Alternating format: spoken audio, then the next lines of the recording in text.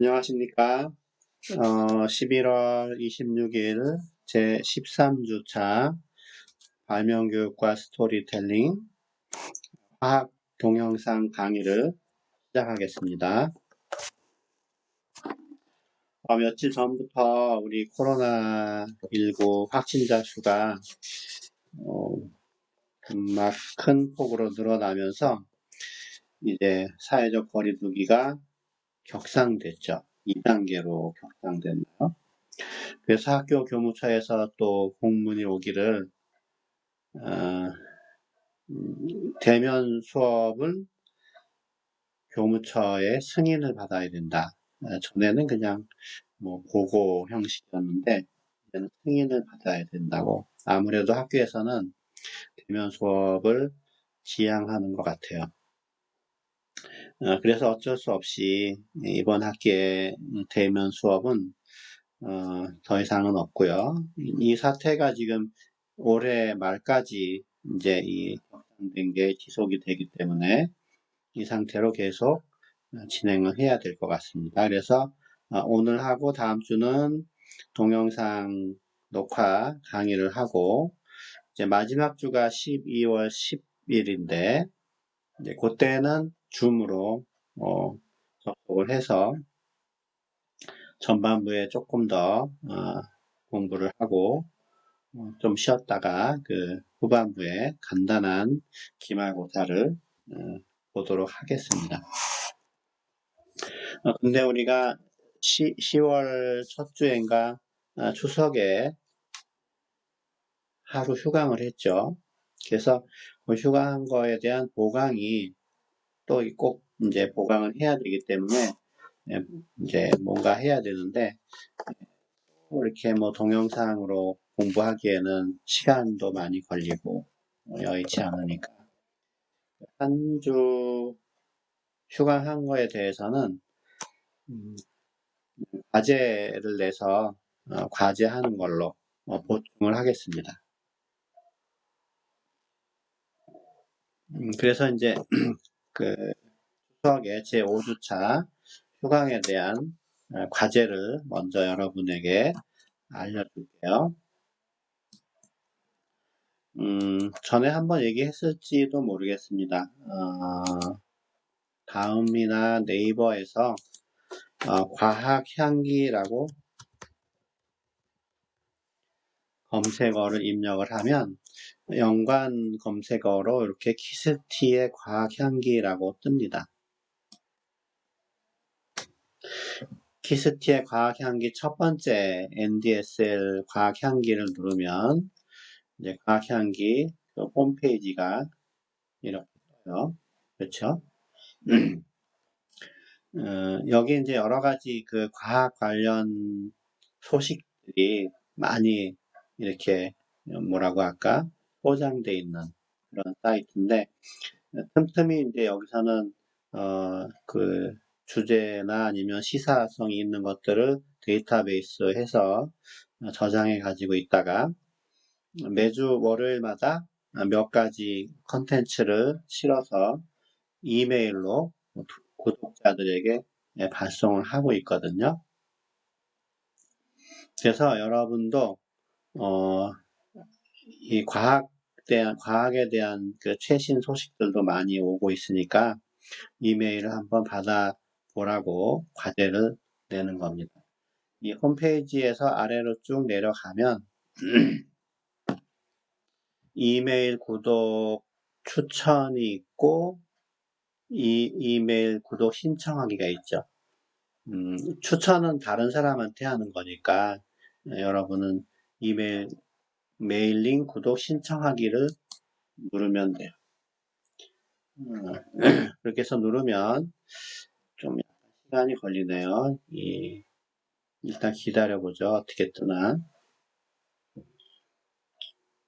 요즘은 이렇게 한 5초 이상 기다리면 사람들이 더 안 기다리고 다른 데로 간다고 하는데 약간 좀 느리네요. 여기 보니까 재미있고 쉬운 과학 스토리 서비스를 주 2회 이메일로 받아보세요. 예전에는 이렇게 보냈는데 최근에는 수요일 날은 안 보내고 월요일만 보내고 있어요. 얘네들 아직 업데이트를 안 했는데 이런 건 그때그때 수정을 해야 되는데 안 하네요. 여기 개인정보 수집에 동의를 하고 이메일을 치고 신청하기 하면은 이제 그 다음 주 월요일부터 메일이 옵니다. 메일이 어떻게 오겠습니까? 예를 들어서 다음에서 메일을 보면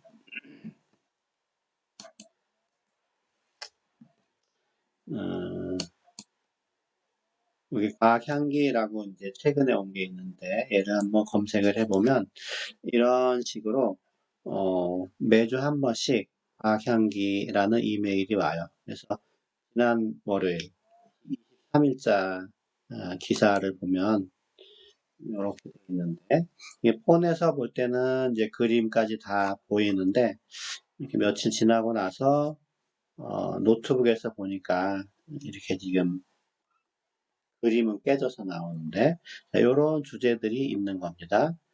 폰으로 보면 훨씬 더 현실감 있게 보일 텐데 그림이 깨져 있죠. 그래서 이거 하나 이제 관심이 있는 거를 클릭을 하면 이제 아까 그 홈페이지에 있는 여러 기사 중에 그 항목으로 넘어가는 거예요. A형, B형, C형 간염에 대한 얘기인데, 그럼 여기 이제 기고하는 학자들이 여러 명이 이제 분야별로 올리고 있으니까 그 사람이 올린 간염 바이러스에 대한 내용이 있죠. 여기 나와 있고.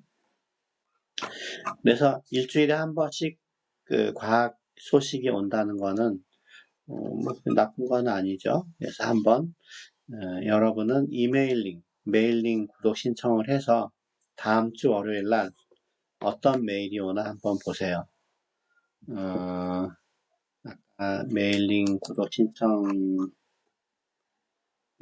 이제 이런 메일진 다시 보기를 눌러보면 그동안에 메일로 보낸 그, 내용들이 쭉 있는 거예요. 그래서 아까 23일 날 보낸 게 건데 그 전주에 보낸 거는 뭐 요거겠죠. 매주마다 하나씩 대체로 오고 있습니다. 한 주는 빠진 적이 있는 것 같은데. 그래서 이제 과제는 뭐냐 하면 이제 월요일 날 메일이 오면 그 메일이 온 그 초기 화면을 한번 캡처를 해서 저장을 해 보세요. 그리고 그 메일의 내용 중에서 자기가 좀 관심이 좀 있다 하는 그 기사를 클릭을 해서 그대로 적어 오라고 하면 그냥 마우스로 드래그해서 복사를 하면 안 읽고 그냥 복사해서 낼 테니까 그렇게 하지 말고 기사를 하나 클릭을 해서 요약을 해서 그냥 내는 겁니다.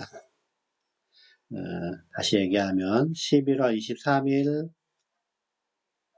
과학향기 메일을 받아서 초기 화면을 캡처를 하고 그걸 이제 한글이나 워드 파일에 하는 거예요. 그리고 거기 기사에 있는 내용 중에서 그래도 관심이 있는 거 하나를 클릭을 해서 간단하게 요약을 하는 겁니다. 거기에 없는 내용을 또 검색해서 추가해도 뭐라고 안 할 겁니다. 그럼 더 좋은 거겠죠. 여러분에게 부담을 많이 주고 싶지는 않은데 하여튼 한 번의 휴강에 대한 보강이 꼭 필요하기 때문에 하는 거니까 여러분이 꼭 요거는 제출을 하셔야 돼요. 과제는 이 정도로 하고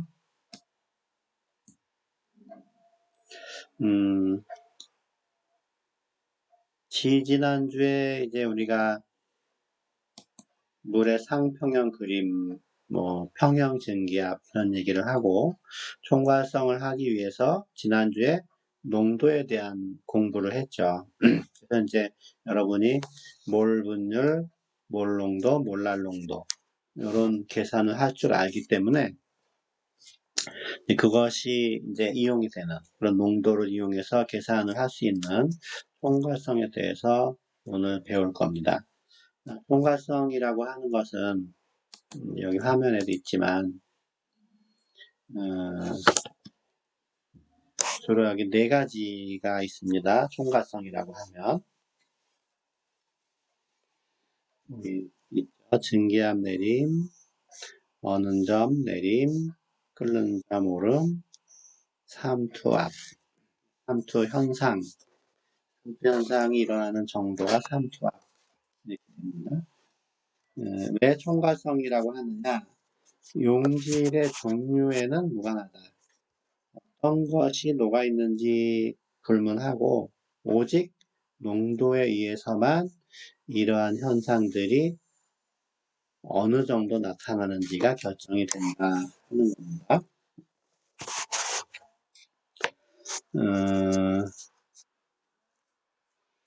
계산 문제는 그냥 참고로 어느 점 내림하고 삼투압을 한번 연습 문제에 있는 걸로 계산을 해 볼 거예요.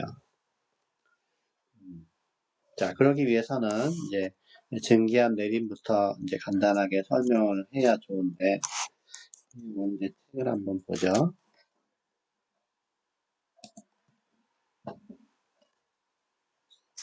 자, 왼쪽은 이제 순수한 물이에요. 그림에 있는 것처럼. 써가면 해야 되니까. 왼쪽은 순수한 물, 오른쪽은 이제 용질이 들어있는 수용액이죠. 순수한 물에 이제 마개를 하고 그 전에 공기를 완벽하게 제거를 하면 진공 상태가 위쪽에 생기다가 물이 증발하면서 수증기가 적절하게 이제 이 공간을 채우겠죠. 일부분은 꾸준히 증발을 하고 일부분은 꾸준히 또 응결을 해서 물로 이렇게 변하게 됩니다. 그래서 증발과 응축 현상이 속도가 같으면 이제 이 공간의 수증기의 양이 더 이상 늘어나지도 않고 줄어들지도 않아요. 이때 이제 압력을 측정을 하는 건데 이걸 뭐라 그러느냐? 평형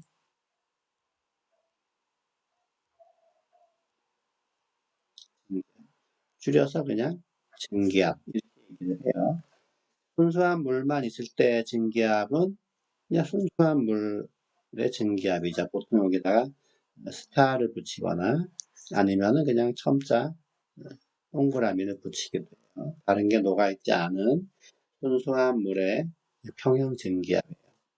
그런데 만약에 여기 이제 이 파란 색깔로 표시되어 있는 뭔가가 녹았다. 설탕이면 설탕, 포도당이면 포도당 이런 식으로 녹아있다 그러면 물의 표면에서 물이 증발을 하는데 그 중에 일부분이 용질로 막혀 있기 때문에 올라갈 수 있는 이 입자의 수가 왼쪽에 비해서 적죠. 일부분이 막혔으니까. 그러면 처음에 진공이었다가 물이 증발하면서 수증기가 채워지는데 얘가 워낙 그 똑같은 시간에 올라가는 입자 수가 왼쪽에 비해서 적으니까 여기서도 이제 이쪽보다는 적게 있는 상태에서 응축되는 그 양이 있을 텐데 더 적은 개수가 증발하고 응축이 되기 때문에 이 안에 있는 수증기의 양도 왼쪽보다는 적은 상태에서 평형을 이뤄요. 이때 이 압력을 역시 평형 증기압이라고 해요.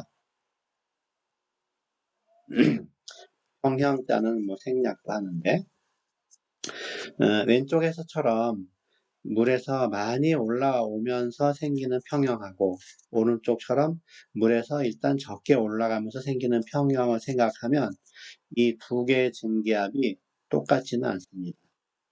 얘는 이제 용액에서의 수증기의 증기압이고 이쪽은 순수한 물에서의 수증기의 증기압이죠. 이때 이제 P 용액의 증기압이 순수한 물에서의 증기압 또는 뭐 이렇게도 표시를 한다고 했는데 이 책에서 보니까 여러 개 섞여 있을 때는 스타, 한 종류만 있을 때는 별표를 한 것 같아요. 결론은 뭐냐? 순수한 물보다 용액이 되면 평형 증기압이 내려간다 하는 거예요. 그걸 우리는 이제 라울의 법칙이다 이렇게 얘기를 해요. 라울의 법칙은 여기 구체적으로 여기 이제 그 용액의 증기압이 순수한 용매의 증기압에다가 용매의 몰 분율, 용매의 몰 분율을 곱한 거와 같다 이렇게 되어 있는데 아직 수식적인 거는 몰라도 됩니다. 그럼 복잡해지니까.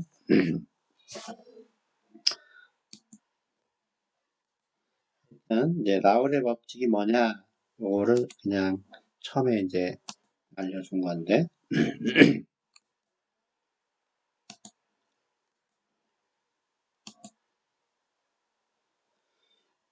라울의 법칙은 이걸 좀 넣어서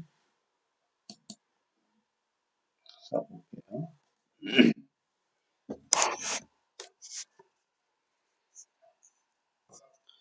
오늘 배우고자 하는 거는 총괄성이에요.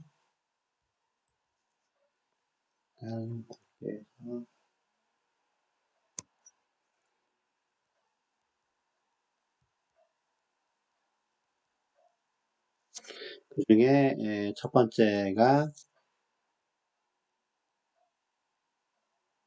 이제 라울의 법칙으로 표시되는 건데, 이 내용은 뭐냐면 이 법칙을 꼭 설명하는 건 아니고 용액이 되는 경우에 증기압이 순수한 물의 경우에보다 내려간다. 이때 이 용질에 대한 설명이 좀 필요한데, 용질은 일단 휘발성이 없어야 돼요. 비휘발성.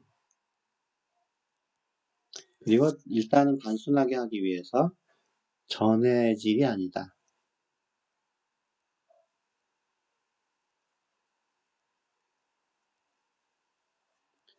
휘발성이면 상당히 복잡해지고 전해질이면 그것도 역시 약간 복잡해지거든요.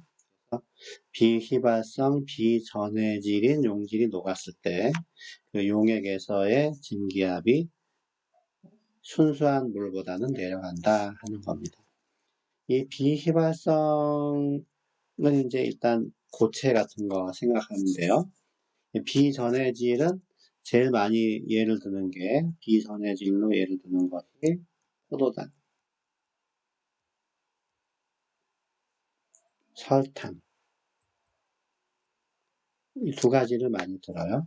그러면 전해질이 녹으면 어떻게 되느냐 그것도 있겠죠. 나중에 나오게 되는데 전해질은 이온화합물이에요. 물에 녹는 이온화합물 NaCl, 뭐 CaCl2 등등등. 얘네들이 녹을 때는 약간 좀 더 고려해야 되는 상황이 있다. 일단은 비휘발성, 비전해질이다 이렇게 한정을 하고 들어가는 겁니다. 첫 번째는 라울의 법칙이다. 이게 이제 무슨 얘기냐 하면 어떤 이제 라울의 법칙에서는 이제 그 농도를 몰 분율을 사용하는데 물에 위에 있는 것처럼 포도당이 녹느냐 아니면은 물에 설탕이 녹느냐 이런 종류하고는 상관이 없다는 겁니다. 오로지 농도만 의존성이 있기 때문에 얘가 만약에 몰 분율이 뭐 포도당으로 하건 물로 하건 상관없는데 일단 용질로 합시다. 얘가 만약에 몰 분율이 0.1이다. 이쪽에서도 설탕의 몰 분율이 0.1이다. 이게 농도가 같으면 증기압이 내려가는 정도가 똑같다는 거예요. 그러니까 무엇이 녹는지가 중요한 게 아니고 얼마큼 녹아 있는지가 중요한 거다. 그래서 용질을 불문하고 똑같이 적용된다 하는 뜻에서 총괄성이라고 해요. 자, 라울의 법칙은 그냥 그 정도만 할 겁니다. 순수한 물보다 비휘발성, 비전해질인 용질이 녹아있는 용액의 경우 그 용매의 증기압이 내려간다, 낮아진다. 우리 그 일반학 책에 있는 수식을 하나만 간단하게 보여주면 약간 좀 몇 가지 복잡한 것도 있긴 하지만 이쪽 부분이 결론이에요. 용액에서의 그래서 여기 보면 이게 이제 용액이죠. 피용액, 수용액이라고 생각하세요. 수용액에서 증기가 나타내는 압력은 순수한 물의 증기 압력에다가 물의 몰 분율을 곱한 것과 같다. 지난번에 농도가 다 기억이 나는지 모르겠지만 일반적으로 용액의 경우에 몰 분율은 0하고 1 사이에 있는데 그러니까 순수한 거에다가 1보다 작은 걸 곱하니까 당연히 작아지겠죠. 계산해 보면 이 P용액은 P 순수한 물보다는 얼마나 작아지느냐? 농도에 의존한다. 농도가 여기 이제 몰 분율이 이제 쓰이기 때문에 계산 문제에도 몰 분율이 들어갑니다. 라울의 법칙은 그 정도만 해도 될 것 같아요. 두 번째, 세 번째는 그냥 같이 설명을 많이 하는데 두 번째, 끓는 점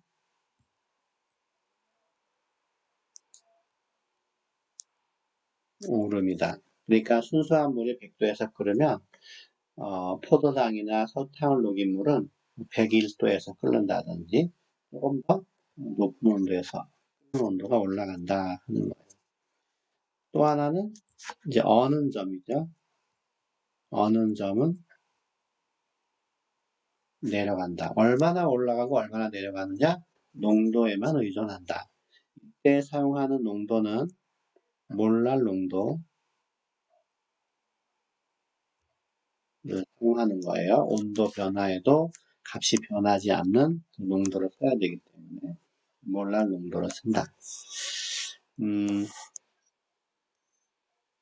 이전에 평형 증기압이 어떻게 생겼느냐 하는 거를 이제 온도를 변화시켜 가면서 설명을 하고 그러면서 나온 게 이 쌍평형 그림이에요. 이게 물의 쌍평형 그림인데 이건 순수한 물이에요. 순수한 물. 근데 여기에 이제 설탕이나 포도당이 녹으면 평형증기압이 내려가죠. 평형증기압이 이 부분이 평형증기압을 나타내는 곡선인데 이게 용액이 되면 아래쪽으로 이렇게 쳐져서 그려진다. 요게 이제 고체와 액체 사이의 평형 곡선인데 이게 내려가기 때문에 역시 이 곡선도 왼쪽으로 이렇게 치우치게 되어 있습니다. 고체와 기체는 이제 고체가 워낙 순수한 거기 때문에 여기에는 그냥 용액이란 개념은 여기선 적용되지는 않아요. 그래서 원래 검은색 그림이 순수한 물이고 세로 그린 이 빨간색 아랫부분에 쳐져 있는 거, 왼쪽으로 쳐져 있는 거, 요게 이제 용액에 대한 거예요. 그래서 파워포인트에도 이제 몇 장 넘어가면 이제 그 그림이 있습니다.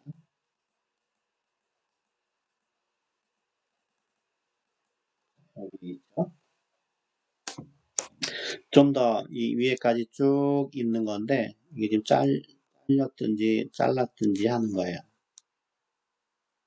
이렇게 있는 건데 그러면 이제 일기압에서 원래 상평형 그림 그럼 이제 여기죠. 여기 상평형 곡선 이렇게 요 만나는 이 온도와 압력이 있을 텐데 이 온도가 고체와 액체니까 이렇게 변한다고 하면 고체가 액체로 되는 거니까 녹는 거죠. 여기 이 온도가 녹는 점이다. 근데 녹는 점이나 어는 점이나 온도는 똑같아요. 얼음이 녹을 때 녹는 점이고 물이 얼 때 어는 점이니까. 그래서 통과성은 어는 점이 내려가는 쪽으로 설명을 하기 때문에 어는 점이라고 이렇게 쓴 겁니다. 순수한 용매의 어는 온도가 여기다. 물 그러면 0도씨 이런 식으로.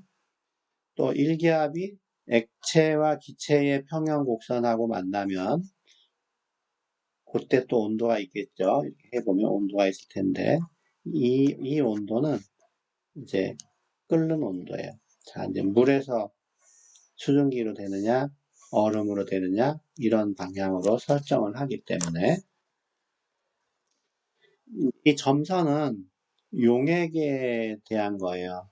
설탕물, 포도당 용액 이런 식으로. 그럼 역시 일기압일 때에 액체와 기체가 평형 곡선이 되는 부분이 일기압일 때 이 점을 연상해 보면 이때 이제 온도를 이렇게 읽으려고 내려보면 당연히 순수한 때에 끓는 것보다 더 오른쪽으로 가겠죠. 그래서 요 차이가 생기는데 원래는 여기였다가 오른쪽으로 이렇게 이동을 하게 되니까 끓는 점이 실제 순수할 때보다 올라가 있다. 이걸 우리는 끓는 점 오름이라고 해요. 얼마나 올라가느냐? 농도에 비례한다. 농도에 비례해서 이 증기압이 내려가기 때문에 더 많이 내려갈수록 이 간격이 커져서 오른쪽으로 더 많이 가게 되어 있는 겁니다. 마찬가지로 이 연장선, 이쪽에서 연장선을 쭉 따라 올라가다 보면 고체와 액체 사이에 평형 곡선이 일기압이라는 영역에서 만나게 되는데 요 만나는 점을 또 온도를 쭉 내려서 읽어보면 마음대로 막 움직이네요. 쭉 내려서 온도를 읽어보면 이게 이제 용액의 어는 점이다. 순수한 물, 순수한 용매의 어는 점보다 아무래도 왼쪽으로 이동을 하게 돼요. 그러니까 우리가 물이 0도씨에서 언다 이런 거 알고 있는데 설탕물은 언제 어느냐? 더 낮은 온도에서 언다. 영하 뭐 한 1.5도 뭐 이런 식으로 더 낮은 온도에서 언다. 그래서 끓는 점이 더 높아지고 어는 점이 내려가는데 이런 것들이 이제 용질에는 무관하고 오로지 농도에만 의존한다 하는 겁니다. 그러면 이 끓는 점이 얼마나 올라갈 것이고 어느 점이 얼마나 내려갈 것이냐 그 차이를 델타 TB B가 보일링 포인트란 보일링이에요. 어느 점이 내려가는 정도는 델타 TF 프리징이 언다 하는 거기 때문에 F를 쓰고 보일링이 끓는 거기 때문에 B를 쓰는 거죠. 이게 많이 터져 있을수록 더 올라가고 내려가는 이 폭이 역시 커지는 거예요. 그래서 이 델타 TB나 끓는 점오름 델타 TF나 뭐에 비례하느냐? 농도에 비례한다. 이 전해질 비휘발성, 비전해질의 농도에 비례해서 끓는 점도 올라가고 어느 점은 내려간다. 순수한 물이 100도에서 끓고 0도에서 얼지만 설탕물이 돼버리면 뭐 102도에서 끓고 영하 3도에서 얼고 이런 식으로 더 끓는 점은 높아지고 어느 점은 낮아진다. 이때 이제 그럼 얼마나 변화하느냐 이게 농도에 비례한다 그랬죠. 이 델타 TB 끓는 점이 올라가는 정도는 농도에 비례하는데 무슨 농도를 쓰느냐? 몰랄 농도를 써요. 어느 점이 내려가는 거 델타 TF 프리징 포인트의 변화인데 얘도 뭐에 비례하느냐? 몰랄 농도에 비례한다. 다시 책으로 한번 가보면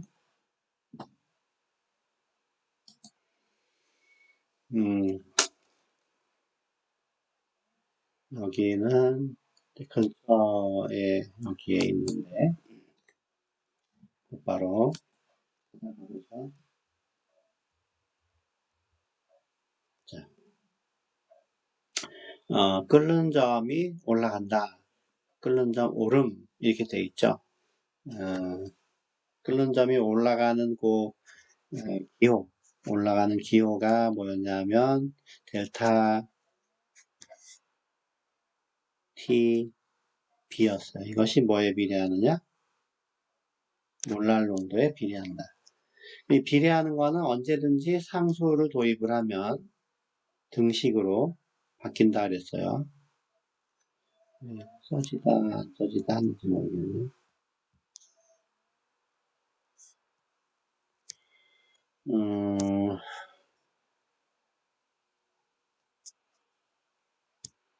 말을 잘 안 듣네요.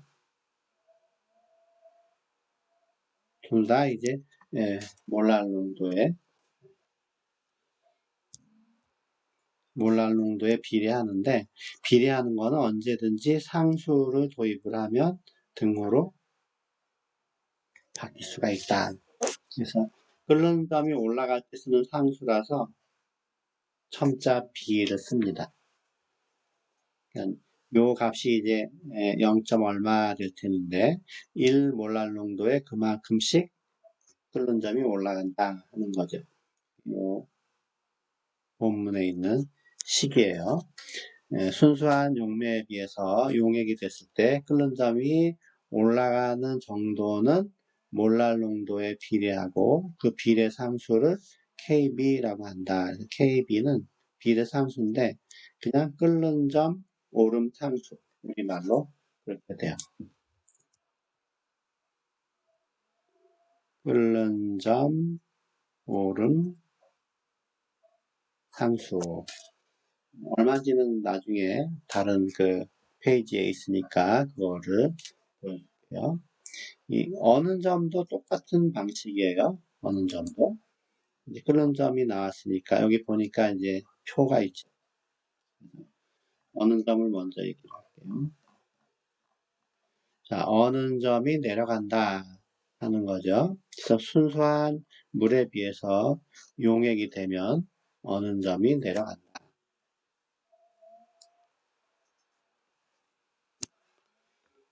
델타 TF가 어느 점이 내려가는 걸 나타내고 그것은 상수 곱하기 몰랄 농도다.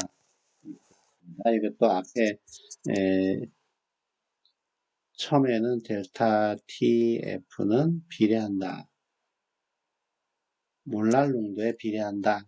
하는 게 이제 참 총괄성의 한 부분이고 그거를 우리가 등식으로 바꾸면 비례하는 표시 대신에 등식으로 바꿀 때는 비례 상수를 아무 쪽에나 곱해주면 되는데 여기서 오른쪽에다 곱했어요. 그리고 그 상수를 뭐라고 부르느냐? 어느 점 내림 상수다. 아까의 경우에는 보일링 포인트, 엘리베이션, 컨스턴트 했으니까 끓는 점 오름 상수. 그래서 용매가 물일 때에 1 몰랄 농도에 비해서 1 몰랄 농도에 대해서 끓는 점이 몇 도 올라가고 어느 점은 몇 도 내려가고 이런 게 실험적으로 다 계산이 됐거든요. 그래서 계산된 거를 이제 가지고 보면 표에 있는 내용이에요. 물을 보면 물이라고 하는 거 여기 있죠. 물이라는 건 일단 기본적으로 100도에서 끓고 0도에서 온다. 일기압일 때 끓는 점이 올라가는 상수는 0.512다. 이제 1 몰랄 농도면은 0.512도가 더 높아진다. 105도에서 100.5도에서 끓는다 하는 거죠.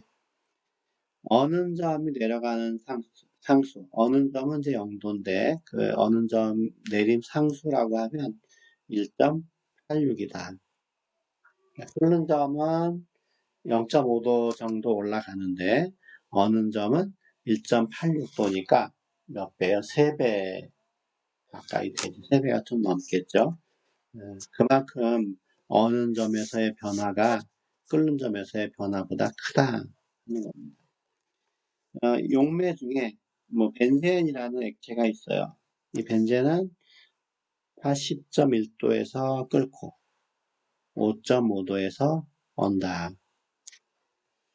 그때 이제 기본적으로 이 온도에서 끓고 얼지만 용액이 되면 상수가 이 정도 해당하는 것만큼 더 끓는 점이 높아지고 여기에 해당하는 것만큼 어느 점은 더 내려간다. 아무래도 끓는 점이 올라가는 정도보다는 어느 점이 내려가는 정도가 2배 이상 정도쯤 돼요. 그렇죠? 다 그 계산식은 이제 그 변화하는 정도는 몰랄 농도에 비례한다 해서 계산식이 다 문장이 됩니다. 라울의 법칙은 몰분율, 끓는 점 오름과 어는 점 내림은 몰랄 농도. 자, 세 번째. 이 내용을 먼저 다 하고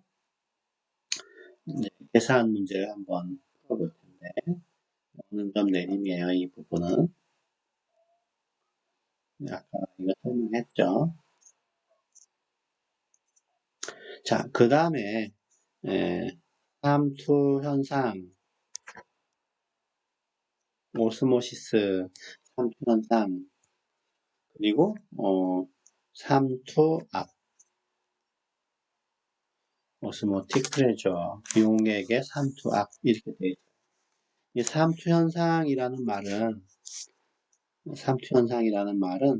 일단 이제 반투과성 막이라고 하는 게 필요한데 여기 보면 U자 간에 반투과성 막을 여기다가 칸막이로 설치를 해 놨습니다. 이 반투과성 막은 세포 막처럼 이제 물 같은 거는 잘 통과하는데 설탕이나 포도당은 통과를 못해요. 입자가 작은 것만 자유롭게 통과를 합니다.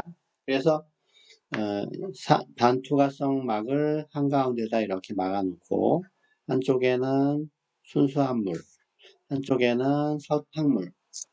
처음에는 양쪽의 높이를 같게 만든 거예요. 왜냐하면 왼쪽에서 미는 힘과 오른쪽에서 미는 힘의 차이가 나면 안 되니까 양쪽의 압력이 똑같이 걸리도록 하기 위해서 양쪽의 높이가 같아지게 합니다. 이 높이가 같아지게 하는 건 별거 없죠. 여기 막에만 하지 않으면 물은 자유롭게 이동할 수 있기 때문에 똑같이 물이라고 하면 높이가 같게 돼요. 이제 물이 아니면 처음에만 이제 같고 점점 변하게 돼요. 이 증기압이 내려가는 정도를 설명하는 것과 비슷하게 이 왼쪽에서 순수한 물이 있는 데서는 모든 반투과성 그 기공, 구멍을 통해서 물이 이동을 하고 뭐 좌우로 이동할 수 있는 상황에서 왼쪽에서 물이 이동을 하는데 반면에 오른쪽에서 왼쪽으로 갈 때는 일부분이 이렇게 용질에 막혀 있는 거죠. 그래서 이쪽으로 100개가 가는 동안에 이쪽으로는 한 10개밖에 못 갑니다. 그러면 순수하게 90개가 오른쪽으로 이동하는 셈이 되죠. 그게 계속해서 반복이 되면 상당량의 물이 이쪽으로 결국은 이동을 해서 높이에 차이가 생기게 돼요.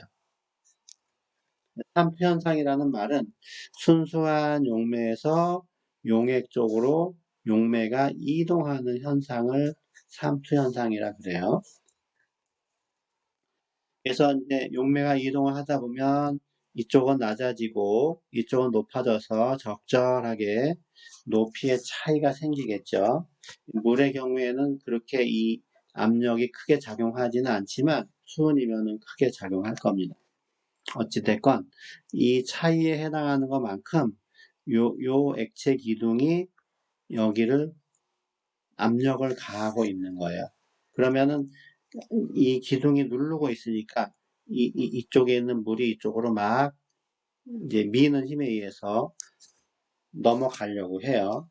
근데 앞에서 말한 것처럼 삼투 현상 때문에 왼쪽에서는 또 오른쪽으로 이동하려고 막 물이 가고 있어요. 그러니까 이 높이 차이 때문에 압력이 가해져서 물을 미는 힘이 생기고 삼투 현상 때문에 오른쪽으로 물을 미는 힘이 생기는데 이게 높이가 적절하게 유지되면 이때 힘의 균형이 딱 맞는 거예요. 그래서 이제 얘가 밀려고 하는 이 압력, 이것이 요거와 같다 하는 겁니다. 그래서 수은이면 높이가 압력이고, 물이면은 밀도 곱하기 중력 가속도 곱하기 h 한 값에 해당하는 압력이 걸리는 거다. 일단 총괄성에 대한 네 가지 현상을 설명을 했는데, 앞에 라우레 법칙은 따로 계산식을 우리가 배우지 않았고, 끓는 점 오름과 어느 점 내림은 공식을 배웠죠. 이 삼투압도 마찬가지예요. 삼투 현상이 일어나는 정도에 비례해서 외부에서 이렇게 누르는 힘이 생기고 이제 평형을 이루면 이 높이에 해당하는 압력을 삼투압이라고 한다. 근데 삼투압에 대한 공식은 그렇게 어렵지가 않아요. 삼투압에 대한 공식은 이렇게 지금 써 있는데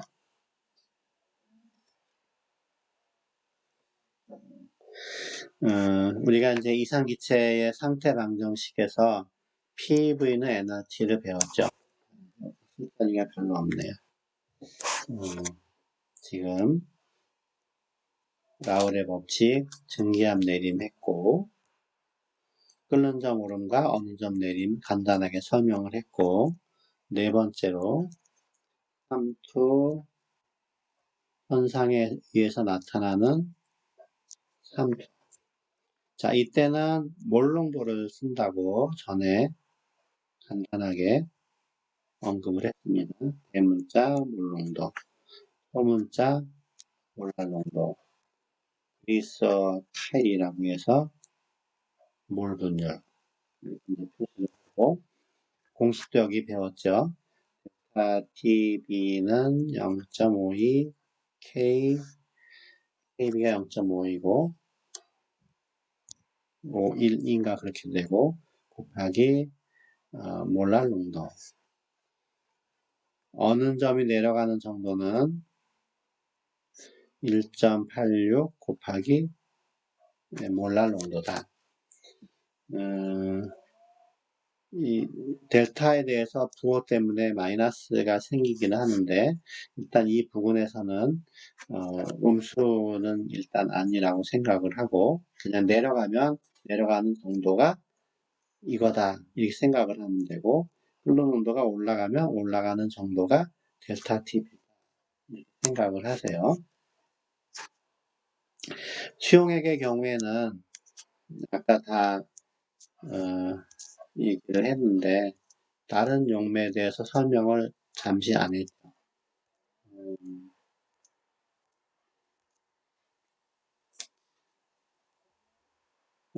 벤젠에 대해서 한번 어느 온도 끓는 온도 얘기했네요.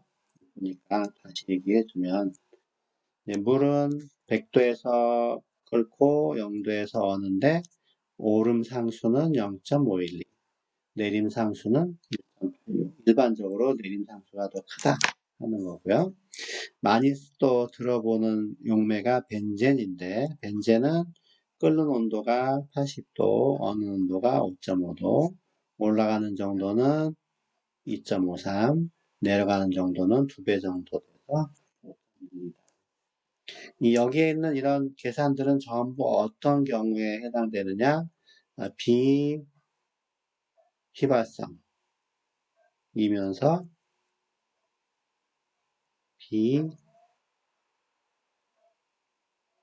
비전해질이에요. 간단한 계산 문제를 두 개를 한번 해보고 유사한 그 문제를 여러분에게 한번 풀어보도록 하겠습니다. 그 문제를 한번 봅시다.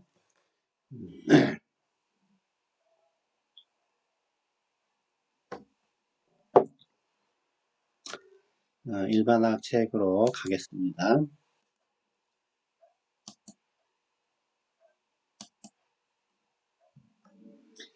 문제는 이 페이지의 뒤쪽에 있는데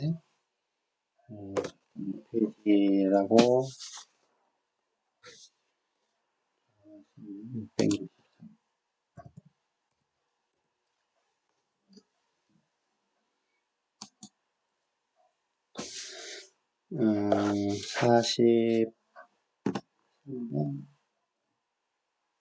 43번을 보죠. 간단히 설명해 줄게요. 시간이 그렇게 많은 여유가 있는 건 아닌데 적절한 것 같은데.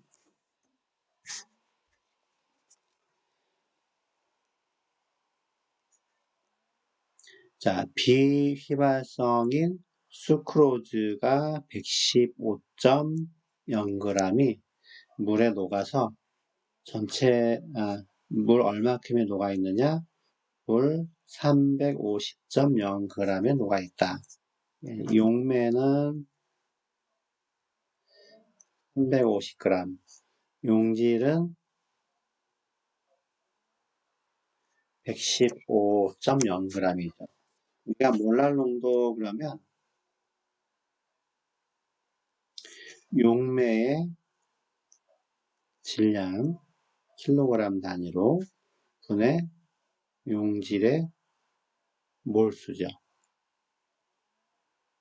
이 분수를 계산한 값을 몰랄 농도라고 해요. 그래서 델타 T, 지금 이게 끓는 점이죠. B는 KB 곱하기 몰랄 농도다. 얼마나 끓는 점이 올라가느냐?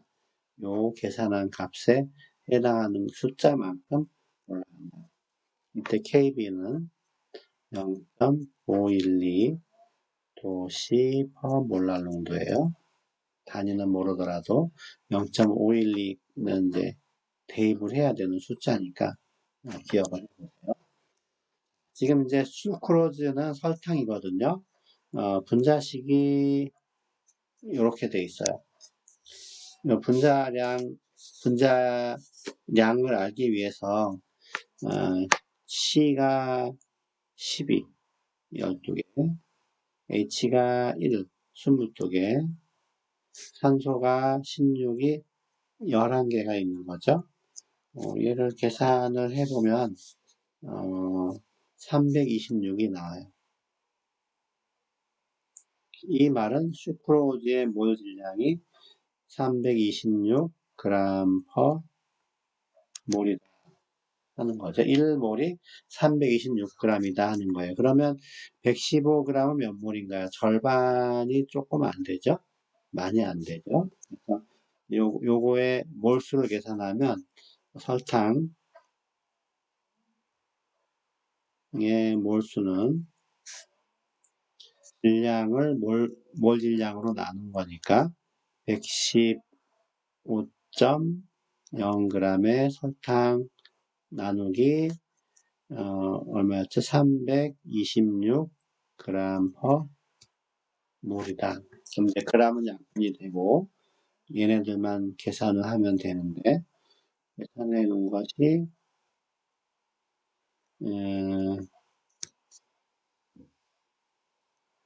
몰수니까 한 3분의 1 정도 되죠? 0.326 몰이다 하는 거고, 그렇다면 몰랄 농도는 용매의 질량은 0.350kg이고 용질의 몰수는 0.326 몰이에요. 몰 퍼 킬로그램 이렇게 나오는 거죠. 계산을 하면 1보다 좀 작아서 0.931 몰랄 농도다. 이렇게 돼요. 그러면 이제 요 몰랄 농도를 여기다 대입하고 KB는 0.512를 이용을 하고 그래서 델타 TB는 0.512 곱하기 몰랄 농도 얼마나 했죠? 0.931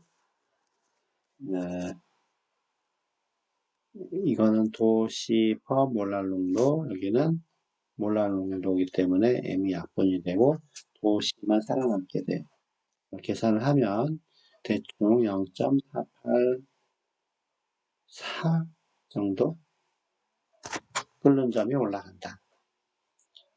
그러면은 실제로 끓는 온도는 몇 도냐? 원래 100도에서 끓는 것이 0.484도 올라갔으니까 104. 아니죠. 100.484도에서 끓는다. 분자량이 이렇게 큰 것들은 몰수가 그렇게 커지지 않기 때문에 몰수가 작기 때문에 끓는 점이 올라가는 것도 몇 도 안 올라가고 어느 점이 내려가는 것도 그렇게 많은 차이는 없습니다. 자, 과제는 이제 44번으로 낼 거예요. 44번이 지금 낙서 때문에 약간 안 보일 수가 있는데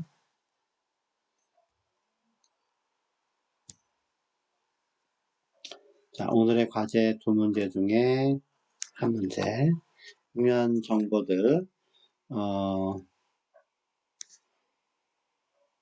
75.5g의 벤젠에 누가 녹아 있느냐? 9.04g의 아이트가 녹아 있다 하는 거예요. 9.04 그러면은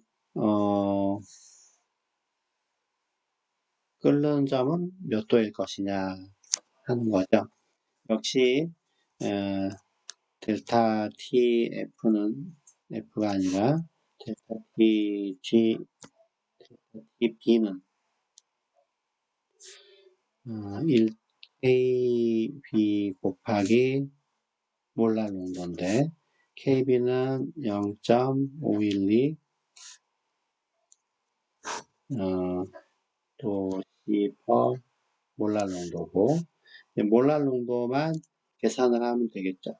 몰랄 농도가 앞에서 어떻게 정의됐나요? 몰랄 농도는 용매의 킬로그램 단위, 용질의 몰 단위로 각각 분모와 분자에다 써주면 돼요. 근데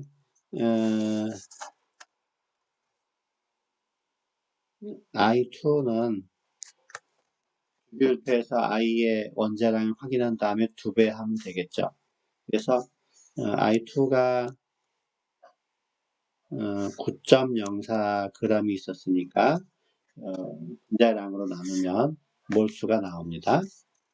그 다음에 뭐 또 필요한 게 있나요? 용매는 75.5g이라고 했으니까 킬로그램으로 고치면 0.0755 이렇게 되겠죠. 0.075 킬로그램 단위로 그 다음에 904g이 몇 몰인지 계산해서 분자에다가 집어넣으면 이 값이 이제 나와요. 아이는 이제 그런 걸 한번 전략을 세워라 하는 건데 그거는 안 해도 되고 그냥 풀이 과정을 계산 과정을 적어서 몇 도에서 끓을 것인가 이것만 계산해 놓으면 돼요. 그 다음 문제는 이제 3투압에 대한 문제인데 3투압 설명을 확실하게 끝까지 하지는 않았지만 여기다 이제 설명을 했구나. 3투압을 우리가 파이라고 나타내요. 파이. 이 파이는 몰농도 곱하기 기체상수 곱하기 현재 온도, 실험 당시의 온도, 용액의 온도다 이렇게 돼요. 이건 몰농도라는 거고 얘는 기체 상수인데 이 경우에는 0.082 리터 기압 per 몰K 단위까지 꼭 표기를 해야 되고 T는 뭐 또 조심해야 되는데 절대 온도에 연습 문제를 보면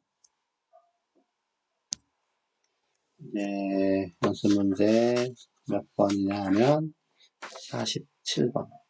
아까 43번을 풀어보고 44번을 이제 여러분이 풀어라 하는 것처럼 17번을 이제 풀이 과정을 여러분에게 알려주고 8번을 여러분이 풀어내는 거예요.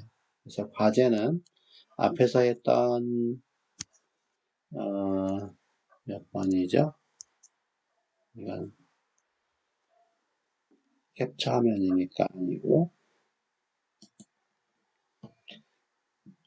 나중에 화면을 잘 움직이면서 보세요. 과제는 44번 여기 과제 그리고 지금 이제 47번을 같이 풀을 거고 과제는 48번이 또 과제예요.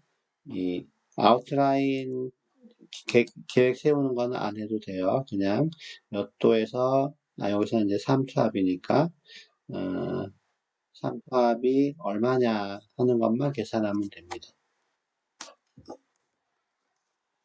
3투압 공식은 알려줬죠. 3투압 공식은 파이는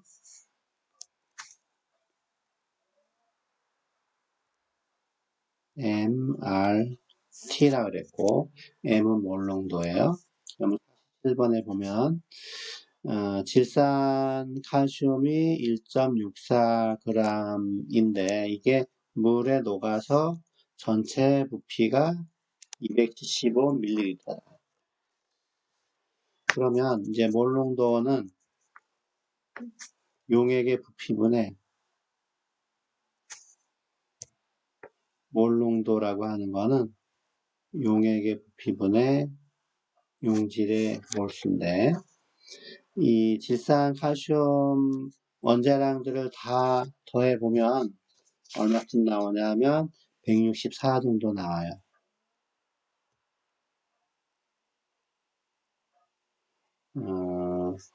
몰질량이 1몰이 164g이에요. 그럼 0.1몰은 16.4, 0.01몰은 2.6. 이런 식으로 비례 관계가 성립하는데 다행히도 여기 1.64g이 녹았다 했으니까 이쪽 부분은 164가 1몰인데 1.64는 100분의 1이죠. 그렇죠? 얘는 100분의 1몰이다. 그 다음에 용액의 부피가 아니라 질량은 용액이 아니라 용매죠. 용매의 질량은 킬로그램 단위로 쓰게 되어 있는데 지금 여기 용매가 아니네요. 끓는 점이나 얻는 점이 변할 때는 용매고 삼투압은 용액이라고 했으니까 최종적으로 이 액체 용액은 275ml다. 질산칼슘 이만큼 녹이고 물을 부었더니 최종 부피가 275ml다. 몰농도는 V분의 N이니까 부피가 지금 리터로 바꾸면 0.25리터. 용질의 몰수는 요걸로 나누니까 100분의 1이었죠. 0.01 몰. 그러니까 몰랄 농도는 분수를 계산하면 되는데 대충 얼마 되나? 275분의 1 정도 됩니다. 계산을 해보면 0.036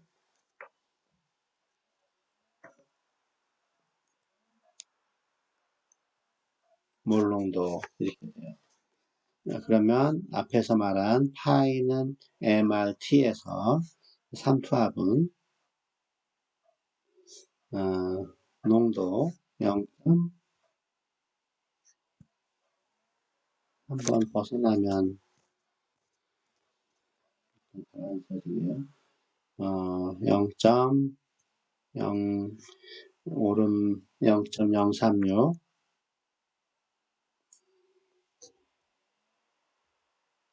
몰농도 곱하기 R 0.082 리터 기압 퍼몰 K 곱하기 온도니까 여기서 온도는 25도라고 했으니까 273 더하기 25 이렇게 되겠죠.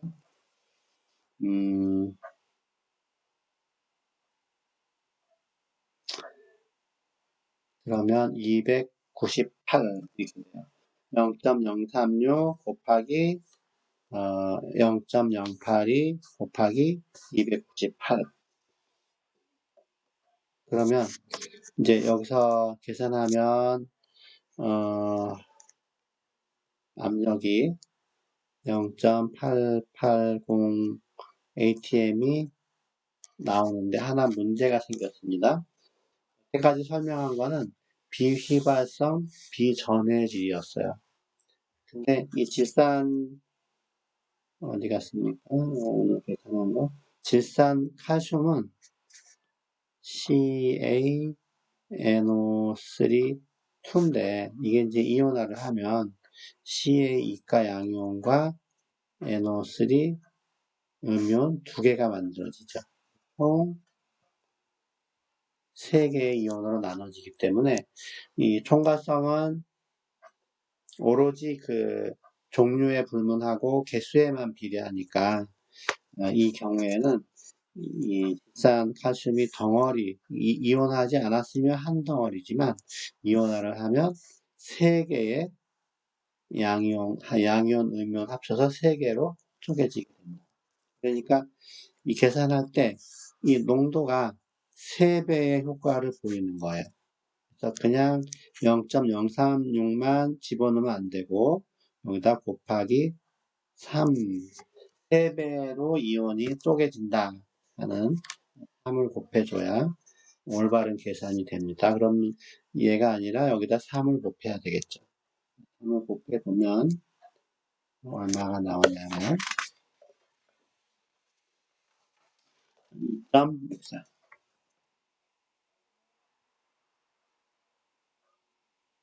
ATM이다. 이온화합물은 이제 양이온과 음이온으로 나눠지니까 반드시 만들어진 이온의 개수가 2개면 곱하기 2, 3개면 곱하기 3, 4개면 곱하기 4 이렇게 해야 됩니다. 그런 내용을 지금 포함한 게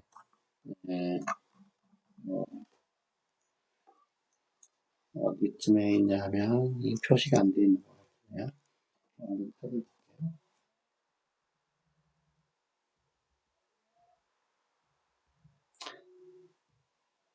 콜로이드라는 단원이 하나 있기 때문에 자 여기 보면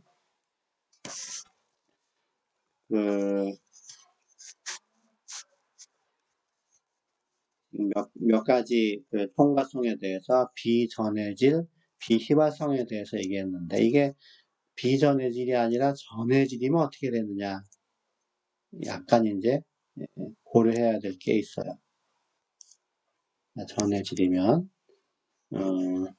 이제 설탕, 글루코스는 설탕인데 설탕은 이온화하지 않으니까 지금 어디에서 봐야 되나요? 뭐 여기 농도를 이렇게 고정을 했지만 그냥 한 배만큼 계산을 하면 된다. 비전해질이니까 실제로도 그 농도만 그냥 곱하면 돼요. 소금은 Na와 Cl 2개로 쪼개지니까 농도가 2배 효과가 있겠구나 예상을 하는데 실험적으로는 거기까지는 아니고 1.9배, 1.9를 곱한다. 질산 칼슘은 없으니까 그냥 3을 곱한 거예요. 만약에 염화철 그러면 철과 염화이온 3개, 4개의 이온으로 나누어지잖아요. 그래서 농도를 실제로 4배 해야 되는 걸로 예측을 하지만 이건 이론적으로 그렇고 실제로 측정을 해보면 4배까지는 아니고 3.4배다. 나머지 이거 다 지금 2배, 2배, 2배, 3배, 4배로 기대되지만 실제로는 그거보다 약간 작다는 겁니다.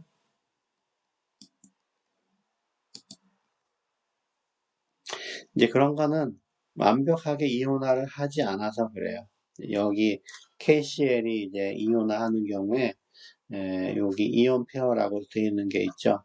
그런 것들이 완벽하게 이온화하지 않고 덩어리로 있기 때문에 2배의 효과를 띠지 못하고 1.9배, 1.8배 이 정도 효과를 띈다 하는 겁니다. 그래서 두 번째 과제는 바로 그 다음 문제예요. 47번을 아까 문제를 풀었었죠. 47번을. 페이지를 적어놨었는데,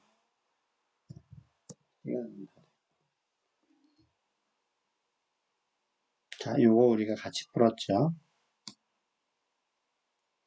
자, 과제는 이제 48번이에요. 설명을 해보면, 분자량, 몰 질량은 5,700g per 몰이다. 이제 분자량이에요. 몰 질량 5,700g per 몰. 누구냐면 인슐린이라고 하는 소화에 관련된 거, 당 조절에 관련된 거. 그래서 인슐린을 0.103g을 녹여서 전체적으로 100ml가 됐다. 이건 좀 쉬운 거예요. 왜냐하면 지금 삼투압을 계산하는 건데 파이는 MRT인데 이 인슐린은 전해질이 아니니까 그냥 몰농도만 그대로 계산하면 돼요. 몰농도는 부피분의 몰수죠. 부피는 여기 나와 있고 몰수를 알고 싶으면은 몰 질량분의 질량 하면 돼요. 여기 질량은 0.103g. 몰 질량은 5,700g per 몰이니까 나눠서 계산하면 됩니다. 얘를 몰수 구한 다음에 몰 농도를 구해서 여기다가 대입을 하면 돼요. 잘 생각해 보세요. 1시간 5분이 약간 넘었는데 시간 동안에 여러분 공부하느라고 수고 많이 하셨습니다. 저도 이거 녹화하느라고 거의 밤을 새다시피 하거든요. 이제 한 번만 더 녹화하면 돼요. 다음 시간에 한 번 더 녹화를 하겠습니다. 이상입니다.